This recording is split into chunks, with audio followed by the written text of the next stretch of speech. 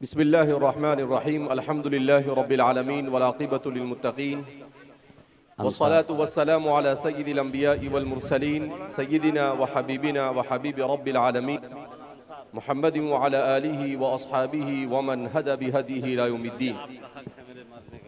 क़ाल अल्लाहु तबारक व तआला फ़ी किताबिहिल मजीद वल फ़ुरक़ानिल हमीद फ़अऊज़ु बिल्लाहि मिनश शैतानिर रजीम बिस्मिल्लाहिर रहमानिर रहीम। किताबुन अंज़लनाहु इलैका मुबारकुन लियद्दब्बरू आयातिही व लियतज़क्कर उलुल अलबाब। बिरादरान इस्लाम, सरजमीन झारखंड से ताल्लुक़ रखने वाले नौजवान माएँ और बहनें, इस वक्त हम फातिमा-उज़-ज़हरा एकेडमी में दो निस्बतों से जमा हुए हैं। एक तो हमारे जमा होने की निस्बत अल्लाह की किताब है। जामिया इस्लामिया इशाअतुल उलूम मक्कल-कुवा पिछले 30 साल से हिंदुस्तान में हर 3 साल में कुरानी कंपटीशन मुसाबक़तुल कुरानिल करीम का इनेकाद करता है। ये 10वां मुसाबका है जिसकी तरतीब ये होती है कि पहले हर रियासत में मुसाबका मुनाकिद किया जाता है कि हिंदुस्तान के 29 रियासतें हैं जिनमें से तकरीबन 25 रियासतों का मुसाबका होता है। इस वक्त उस मुसाबके की नौइयत ये है कि मुसाबके में एक सेक्शन है, एक फरा है मुकम्मल कुरान की। झारखंड में तकरीबन 35 तलबा ने मुकम्मल कुरान की फरा में हिस्सा लिया। इसी तरह से दूसरी फरा है तफसीर कुरान की। सूरह नहल की तफसीर रखी गई थी जिसमें झारखंड से बहुत कम तलबा शरीक हो सके। इसी तरीके से अहादीस मुबारका 40 अहादीस मुबारका जो फितन से मुताल्लिक थी उस पर एक मुज़क्किरा तैयार कर भेजा गया था, मगर आपके यहाँ से इस सिलसिले में बहुत कम शिरकत रही। बहरहाल कुरान करीम ये मेरी, आपकी और पूरी इंसानियत और पूरी उम्मत की एक बाबरकत किताब है। इस किताब के नुज़ूल का मकसद इंसान को सही राह दिखाना। इंसान को सही राह दिखाने के लिए अल्लाह रब्बुल इज़्ज़त ने इस किताब को नाजिल किया।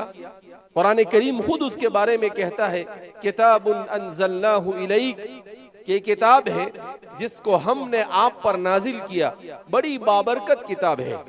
लियद्दब्बरू आयाती, ताकि उम्मत का हर फर्द उस पर गौर व खौज करे।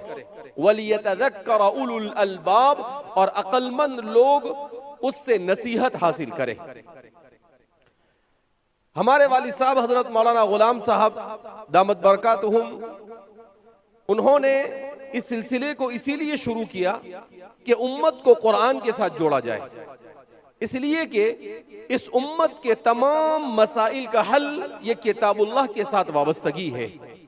जब तक कि उम्मत का हर फर्द, चाहे बच्चा हो, चाहे नौजवान हो, चाहे मर्द हो, चाहे औरत हो, तमाम के तमाम अल्लाह की किताब के साथ मुंसलिक नहीं होते हैं, वहां तक के हमारी तरक्की की राहें हमवार नहीं हो सकती है।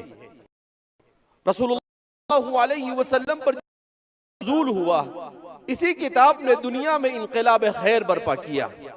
23 साल के मुख्तसर से अरसे में दुनिया में हर मैदान में इनक़िलाब खैर की अगर कोई मुअजिज़ाना हैसियत अगर किसी ने पेश की है तो वो सिर्फ अल्लाह की किताब है। कुरान करीम ये कोई ऐसी आम किताब नहीं, बल्कि ये अल्लाह का कलाम है, खालिक और मालिक का कलाम है, जिसने इंसान को जिंदगी जीने का सलीका इस तरह से कि वो अपनी जिंदगी में अल्लाह रब्बुल इज़्ज़त को भी राजी कर सके और प्रोफेशनल अंदाज में सिस्टम के साथ तहजीब और शाइस्तगी के साथ बेहतरीन अंदाज में अपनी जिंदगी को कैसे गुजारे, इन तमाम के तमाम तफसीलात को अल्लाह रब्बुल इज्जत ने अपनी किताब में बयान किया। मगर अफसोस है उस उम्मत पर जिस उम्मत को इतना अजीम तोहफा अल्लाह रब्बुल इज्जत की तरफ से अता किया गया, उम्मत ने उसे पढ़ना छोड़ दिया, उम्मत ने उसे समझना छोड़ दिया, उम्मत ने उस पर अमल करना छोड़ दिया और उम्मत ने उसके पैगाम को इंसानियत तक पहुंचाना छोड़ दिया। अल्लाह के रसूल सल्लल्लाहु अलैहि वसल्लम के जमाने में जब इब्तिदाई दौर में मक्के मुकर्रमा में अल्लाह की किताब की तरफ कुफार मक्का जैसा मुतवज्जे होना चाहिए, ऐसा मुतवज्जे नहीं हुए, तो अल्लाह के रसूल सल्लल्लाहु अलैहि वसल्लम ने शिकायत की, इन्न कौमी इत्तखज़ू हाज़ल कुरआन महजूरा, कि अल्लाह ये मेरी कौम जिसने तेरी किताब को छोड़ रखा है वो उसकी तरफ मुतवज्जे नहीं होती। वो कुफार थे, वो मुशरिकीन थे। अगर उनकी शिकायत की तो ठीक है, कुछ समझ में भी आता है, लेकिन हम जिस दौर से गुजर रहे हैं, इस दौर में हम अपने आप को मुसलमान कहकर, अपने आप को मोमिन जतलाकर, अपने आप को रसूलुल्लाह सल्लल्लाहु अलैहि वसल्लम का पैरोकार कहकर भी अल्लाह की किताब को इस तरह से छोड़ दिया है, गोया ऐसा महसूस होता है रसूलुल्लाह सल्लल्लाहु अलैहि वसल्लम हमारे दरमियान मौजूद है और कह रहे हैं, इन्न कौमी इत्तखज़ू हाज़ल कुरआन महजूरा, कि मेरी कौम ने किताब को छोड़ रखा है। इसी किताब से हजरत सहाबा की जिंदगियों में इंकलाब आए। इसीलिए हजरत सहाबा फरमाते थे, तअल्लमनल ईमान सुम्मा तअल्लमनल कुरआन, कि हमने ईमान को सीखा रसूलुल्लाह सल्लल्लाहु अलैहि वसल्लम की खिदमत में बैठकर, और उसके बाद कुरआन को सीखा और उस कुरआन ने हमारी जिंदगी में इंकलाब बर्पा कर दिया। मगर वो किताब आज हमारे ऊपर असर नहीं कर रही है। क्यों? इसलिए कि हमारे ज़हन और दिमाग पर दुनिया गालिब आ चुकी है। आज सूरत हाल ये है कि जो यूरोप दुनिया में पिछले 350 साल से जुल्म सितम ढा रहा था, उस यूरोप में अल्लाह की किताब को पढ़कर कसरत से लोग इस्लाम में दाखिल हो रहे हैं। इतनी तेजी से इस्लाम में दाखिल हो रहे हैं कि खुद वहां के रहने वालों को ये खदशा होने लगा है और वो ये खदशा महसूस करने लगे हैं कि अगले 20-25 साल के बाद इस्लाम यूरोप का सबसे बड़ा मजहब होगा। यूरोप के एक बहुत बड़े साइंसदान थे, उन्होंने ईसाई थे, उन्होंने सोचा कि मैं कुरान में कुछ गलतियां तलाश करूं और उन गलतियों को ढूंढने के बाद मैं लोगों में आम करूं और ईसाइयत की तरफ मुसलमानों को दावत दूं। इस नियत के साथ उन्होंने कुरान करीम को पढ़ना शुरू किया।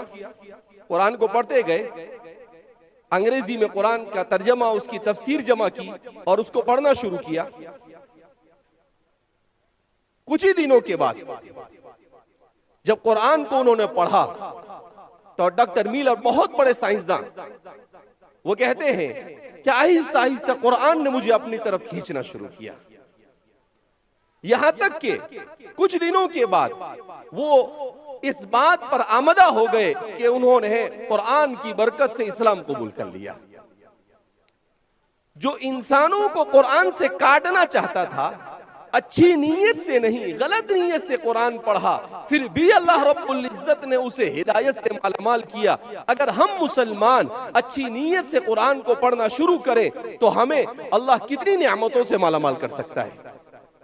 उसके बाद उन्होंने मुस्तकिल एक किताब लिखी, द अमेजिंग बुक, कि एक बहुत ही लाजवाब किताब, और उस किताब के अंदर अंग्रेजी में उन्होंने इस बात का एतराफ किया कि सबसे पहले तो मैं कुरान के खिलाफ लिखना चाहता था, मगर जब कुरान को पढ़ा तो मैं हैरान हो गया कि इससे ज्यादा हैरत अंगेज किताब मैंने नहीं देखी। मेरा ताल्लुक चूंकि साइंस से था तो मैं साइंसी मजामीन को, मुझे हिस्ट्री और तारीख से दिलचस्पी थी, उन चीजों को मैं जब कुरान में देखने लगा तो मेरे हैरत की इंतहा न रही। कि कुरान करीम ने जितनी चीजों को बयान किया है 1400 साल होने के बावजूद भी कुरान की बयान करदा न माजी की कोई चीज गलत साबित हुई है, न मुस्तकबिल की कोई चीज गलत साबित हुई है, और न कुरान करीम का कोई एक मजमून भी कोई गलत साबित कर सका। उन्होंने लिखा कि कुरान करीम ने कहा कि आप सबसे ज्यादा हरीस जिंदगी का यहूदियों को पाओगे। वो मौत की तमन्ना नहीं करते। तो फरमाते हैं कि 1400 साल तारीख में कभी ऐसा नहीं हुआ कि कोई एक यहूद भी ऐसा खड़ा हुआ हो और उसने खड़े होकर ये कहा हो कि कुरान कहता है कि हम मौत की तमन्ना नहीं करते, मैं मौत की तमन्ना करता हूं। कहा आज तक कि एक यहूद भी खड़ा नहीं हुआ। कहा कुरान करीम ने अबू लहब की जिंदगी में उसके सिलसिले में कह दिया था कि वो ईमान नहीं लाएगा, उसका हश्र ये होगा, उसकी बीवी का अंजाम ऐसा होगा, इसलिए कि वो रसूलुल्लाह सल्लल्लाहु अलैहि वसल्लम को सताने में पेश रहती थी। कहा कुरान ने उस वाक़े के पेश आने से कई साल पहले ये बात कही, अगर चाहता तो अबू लहब इस्लाम लाकर कुरान के इस पेशीनगोई को गलत साबित कर सकता था, मगर नहीं कर सका।